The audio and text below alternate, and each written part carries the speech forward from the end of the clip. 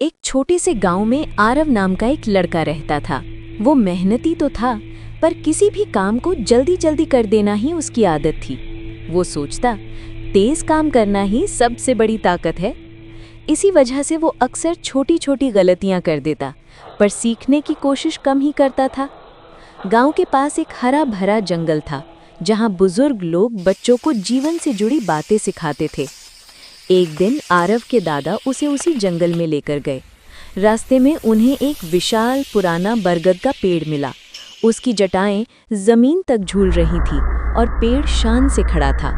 दादा मुस्कुराए और बोले, आरव, क्या तुम जानते हो कि ये पेड़ इतना मजबूत क्यों है?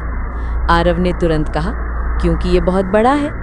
दादा ने सिर हिलाते हुए कहा, केवल बड़ा होना ताकत नहीं होता, इसकी जड़ें गहरी हैं, इसलिए ये तेज आंधियों में भी नहीं हिलता।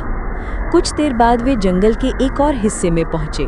वहां एक छोटा पौधा तेज हवा में बार बार झुक रहा था। आरव ने हंसते हुए कहा, देखिए दादा, ये कितना कमजोर है। दादा बोले, कमजोर नहीं, ये पौधा हवा में झुकना जानता है, इसलिए टूटता नहीं। जो सीखता है वही टिकता है। आरव को बात कुछ समझ आई, पर वो पूरी तरह यकीन नहीं कर पाया। उसी समय जंगल में अचानक तेज तूफान आ गया। पेड़ पौधे जोर जोर से हिलने लगे। दादा ने आरव का हाथ पकड़ा और पास की एक बड़ी चट्टान के पीछे ले गए।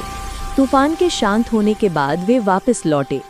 आरव ने देखा कि कई छोटे छोटे पेड़ टूट चुके थे, पर वही छोटा पौधा जिसे वो कमजोर समझ रहा था, सुरक्षित खड़ा था, क्योंकि वो हवा के साथ झुक गया था। दादा ने कहा, देखा आरव, ताकत हमेशा कठोर होने में नहीं, सीखने और बदलने में होती है। जो जिद करता है